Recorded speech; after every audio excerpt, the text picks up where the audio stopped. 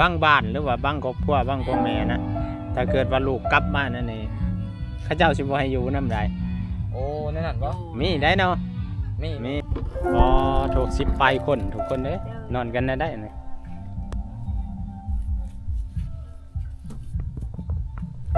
เบิ่งข้างใหม่นี่ก็อันนี้ธรรมดาเฮานี่ได้ใหม่ธรรมดานี่ทุกคน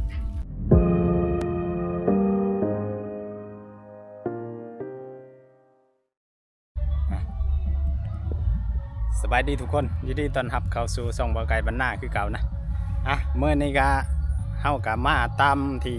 บอกน้องเพิ่นไว้นั่นแหละทุกคนในคลิปก่อนนะที่ว่าเฮาเจอผู้หญิงคนหนึ่งอุ้มเด็กน้อยมานั่นแหละทุกคนนะ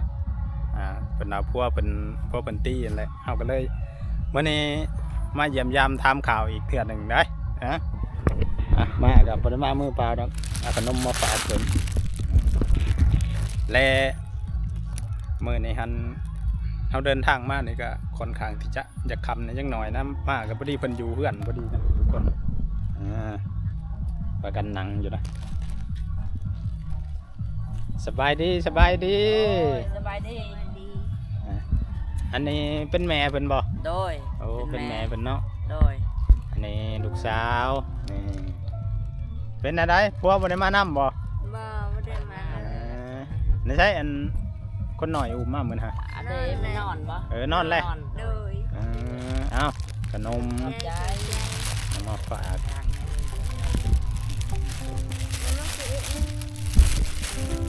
โอ้หิวขนาดเนาะแบ่งกันโอ้สาวนี่มันก็แต่งอยู่นี่ก็ดีจักคนอันลูกสาวน่ะลูกสาวหัน3ชายช่องเอาเมียอยู่มีลูกชายอีกเนาะแม่นในเฮือนนี่อยู่กันจักคนอยู่ทั้งวันบัดนั่นแหละมีจักคนทั้งหมดลูกสาวน่ะก็3แล้วก็ลูกเคย1หลานอีก4หลานอีก4โดย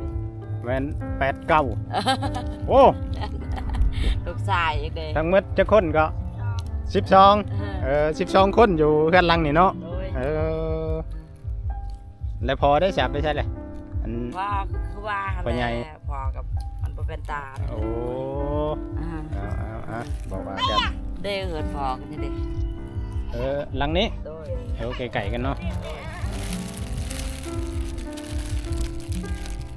พอคือลูกเคยแล้วได้เฮ็ดได้ให้หน้าตะกาบ่มีลูกบ่มีนำไปบ้านนำเมืองบ่มีได้ให้ไปซอยเพิ่นไปรับจ้างโดยเฮ็ดน้ำเพิ่นก็ให้กินโอ้นั่นเนาะก็ถือว่าขาดทุกอย่างเลยเนาะโดยดินหน่อยนึงมีอยู่ดินดินน่ะมีเนาะแต่ละปีนี่เฮ็ดแล้วได้บ่ได้เฮ็ดหน้านี่บ่ได้หน้าก็เฮ็ดน้ำมูกนั่นแหละตะบ้านตะเมืองนี่แหละไปซอยเพิ่นเนาะแล้วลูกสาวนี่แต่งแล้วก็ไปอยู่เฮือนผัวบ่โดยบ่แม่นนั้นผิดกันเหลืออยู่บ่ผิดกันบ่เว้าตีกันอยู่คุมื้อแล้วบัดนี้แล้วเมื่อยอดแล้วเมื่อยอดแล้วเด้มาหาแม่แม่ก็ลำบากพ่อแม่แม่นแล้วเนาะก็ยังดีกลับมาอยู่พี่แหละก็ยังไข่นี่สิบ่ให้เพิ่นกลับยังแหละบัดนี้ก็สิอยู่นำกันนี่แหละอยู่นี่แหละ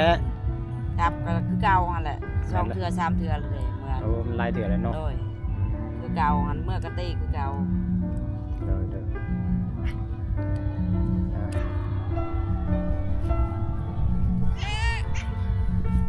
ได้บ่ได้กินฮอดผัวบ่เฮ็ดหยังบ่ได้ย่างมาโอ้หลายลักเลยเนาะ10 ปลายพุ่นแล้วเนาะ10 ปลายลักนะโตไปอยู่จักปีแล้วอยู่น้ำพัวน่ะ3 ปีแล้วนี่ลูกกบนี่ลูกกกเพิ่นบ่นี่ฮะเอาแล้วอันนั้นได้บ่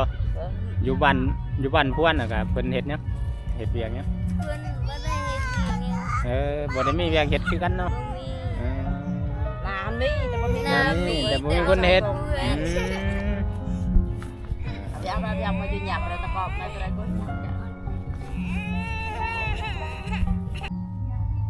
โอ้อันนี้ลูกสาวบ่นี่กะ โดยลูกชาวลา ลูกสาวหลา โดย โอ้ยผู้งามกันดอกเนาะลูกสาวหลากะอ่า งาม ท่านได้มีครอบครัวบ่ โดยยังท่านได้มีสองคนนั่นแหละบีตัวนี้ก็พวกกับลูกกำพร้าคือกัน อืมอยู่กับชกบ่ แม่น อืม พวกบ้านโซกลูกบ้านโซก เอา ผ้าเพิ่นก็ได้ยังบ่ทันได้แต่งอยู่3 ปีแล้ว เออเอา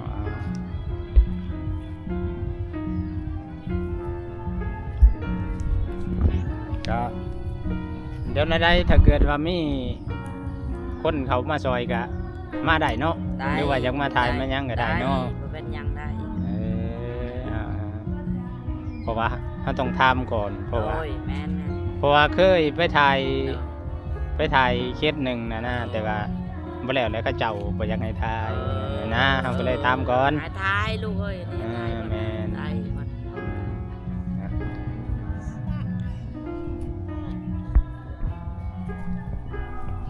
โอ้นี่ยันเป็นกัน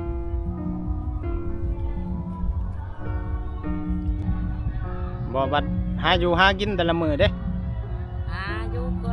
หาเกียรติหากระปูนั่นแหละส่วนลูกหลานกินทักยานั่นแหละ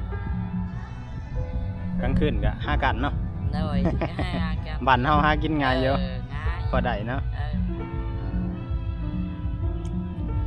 บัดนี้ก็ถือว่ามาอยู่น้ำแม่เลยเนาะ เลยไปเมื่อยังไงเมื่อที่ใต้แล้วพอจะเห็นนั่น แม่นเลยยากคือว่านั่นแหละมาอยู่พี่แหละมาอยู่พี่ดีแหละ เลย โอ้อยู่กันหลายขนาดเนาะ เลย ชิบไปคน จิบไปก็ โอ้ ยังปัจจัยวันอยู่วันนอนเลยมีเห็นได้ แต่ว่าเขานี่ขั้นมดกะชื่อเนาะ โด ชื่อย สู้แล้วก็ประหาร รับจ้างเนาะ ยืมเอาต้อง เออ กูย่างเอาบ่มีไฟหาเงินก็หายืมมันนั่นแหละ แต่ก็รับจ้างก็พอได้ช่วงนี้เนาะ โดย พอได้เยอะ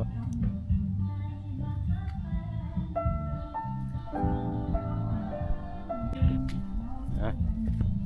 นี่ก็ขออนุญาตขึ้นไปเบิ่งอยู่เทึงเด้อ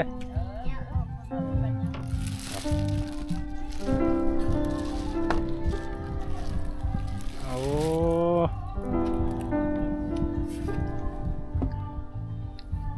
พอถูก10 ไปคนทุกคนเด้นอนกันได้นะแล้วก็มีที่นอนกลางคืนเลยจังเอามาลงนี้เนาะอืมพอ10 ไปคนอันน่ะยังอันน่ะเขาบ่ เขา โอ้เขายังหลายอยู่เนาะ เดิน ยังพอได้อันน่ะแต่บ่กลุ่มเนาะปี กุม นี้บ่กลุ่มแน่นอน เดิน เพราะว่า10 ไปคนน่ะบ่กลุ่มได้ เดิน อันนี้ก็ลูกชายบ่ลูกชายเนาะใส่กงเนาะ ใส่ลูกใส่กบ แล้วยังกินแมลง พุดกระปู ไปคุณกระปู เดิน กระปูแดง เวิร์กปูหน้าก ระปูหน้า เดิน โอ้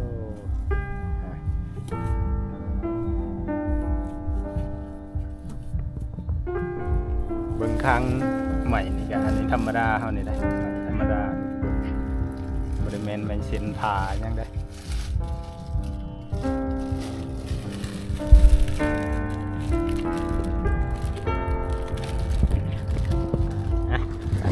ลงกันเลยอันมื้อนี้อันนั้นเนี่ยมีแต่เสียงเพลงทุกคน เพราะว่างานดองได้อยู่นี่ไกลๆนะ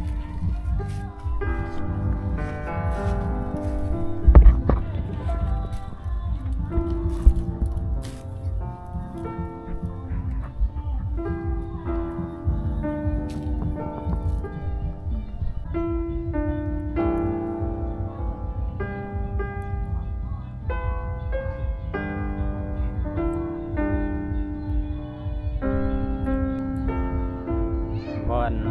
ในเฮือนนี่ยังบ่ได้มีไฟฟ้าเด้เนาะ ย่าง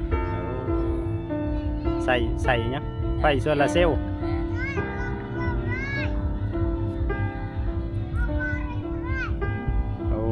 แผงโซลาร์เซลล์อยู่อันหนึงนะ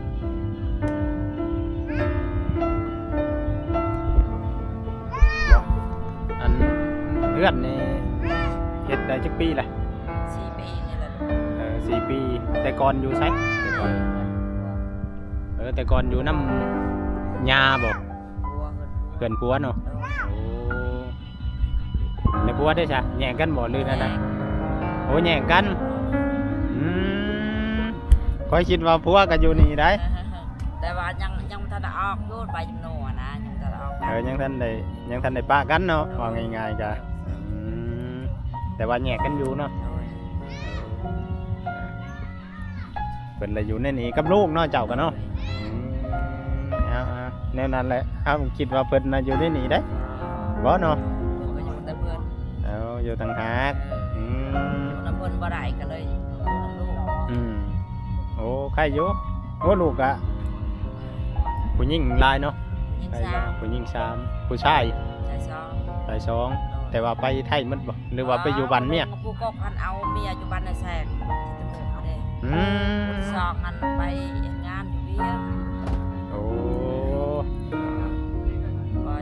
ชื่ออยู่ชื่อกินนั่นแหละไป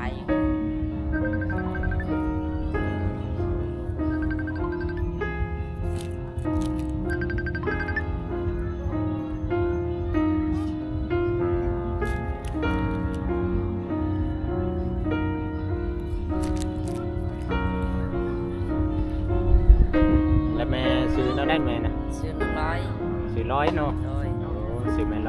100คุณนี่ได้ซะ สิกู ซื้อกุ้ง โดย ตั้งแต่อันนั้นก็บ่ได้ถามเลยบ่ได้ถามชื่อเพิ่นเลยได้เห็นเพิ่นย่างอยู่แล้วก็อันนั้นโลดฟ้ามาโลด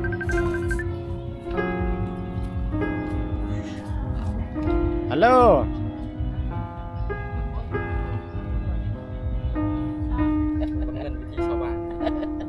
อันนี้ผู้กกบ่ บ่แม่นผู้อันที่3เอง ผู้ที่ผู้หญิงนี่มี3คนนี่เนาะแต่ว่าไล่เลี้ยงกันเลยบ่ แม่นไป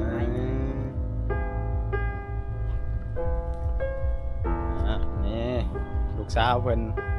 โสดได้ผู้หนึงนี่โสดได้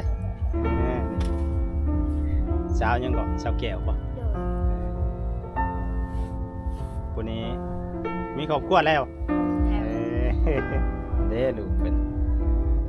โอ้ยจักเดือนอันนี้ 2 เดือน ก็2 เดือนเนาะ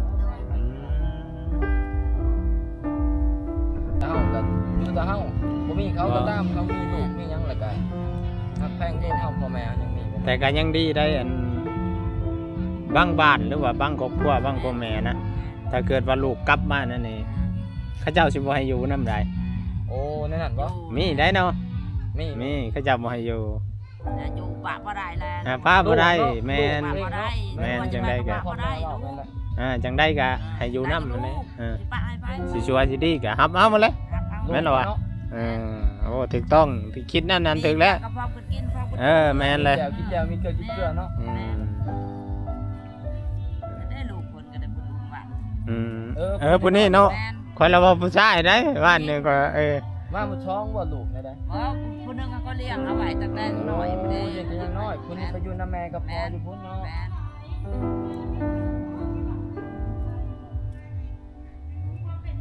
มาว่านนี่ฟ้าแดดก็ฮ้อนขนาด แด เนาะ ดเนาะ เพราะว่า เออ ผมปวดได้ เยอะใครก็บ่ฮู้เขาว่าใต้ทั้งเป็นกับแม่ แม่นแกใช้นี่ก็รู้ว่าแม่นบ่ชื่อยังไปน้องให้ใช้ พวกทรงเสื้อหยังก็ได้เนาะเอามาให้ก็ ดอกแทนก็ให้ลูกหลานก็ได้ ใครที่อยากมีใจศรัทธาหรือว่ามีอยากช่วยเหลือเพิ่นพวกเสื้อผ้าหยังต่างๆก็เป็นรับคือกันทุกคนนะ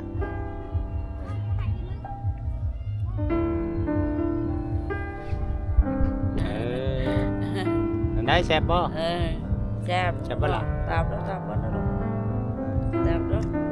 เดี๋ยวมื้อหน้ามาซื้อมาให้เด้อ จะถูกเด้อบ่ต้อง นะวันนี้ก็ได้ขนมนั่นแหละมาฝากเป็นนะแซ่บเอ้ย โอ้ยยันเลยโอ้ยบ่ให้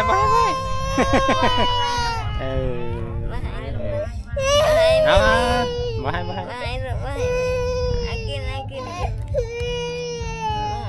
เดี๋ยวมื้อหน้าซื้อมาให้อีกเด้อ ก่อน ไหนบ่ได้ไปพรน้ำเขาบ่ บ่ลูกแล้ว อาบัดเชียงเลย เช้าแล้วเนาะ เช้าแล้ว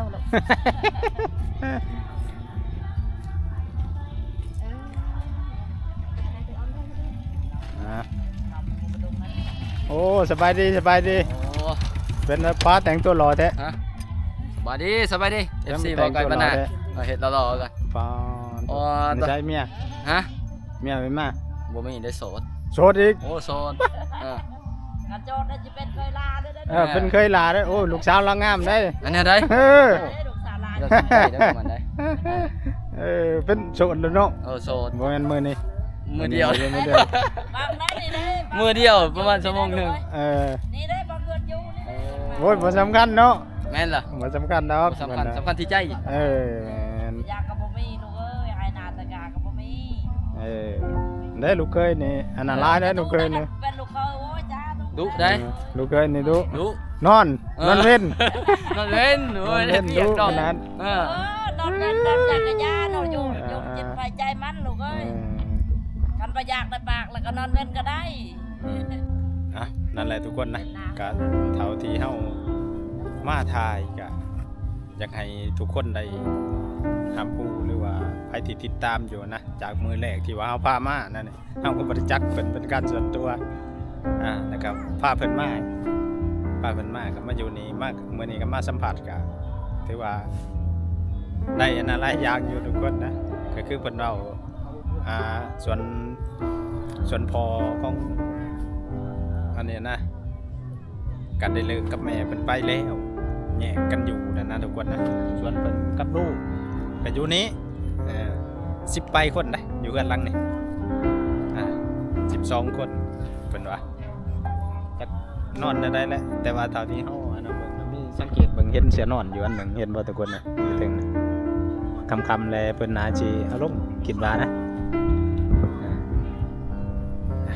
แต่จังได๋ก็ใครที่อยากจะช่วยเหลือเพิ่นหรือว่าอยากนำสิ่งของ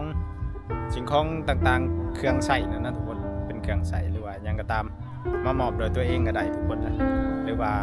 ติดต่อมาทางเฮาก็ได้ถ้าอยากมาเองก็ติดต่อมาทางเฮาก็ได้ทุกคนเดี๋ยวเฮาพามาที่เฮาถ่ายออกไปเฮาจังให้เพิ่นได้รับการช่วยเหลืออย่างแท้จริงทุกคนนะบ่แม่นเพราะว่าเฮามาถ่ายในเฮาอยากได้ยอดวิวแต่ว่าเฮาต้องการให้เพิ่นได้รับการช่วยเหลือและเฮาสิติดต่อไปอีก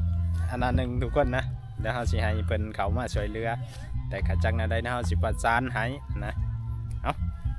จังใดก็ติดตามกันต่อไปในคลิปวิดีโอต่อไปทุกคนบ๊ายบาย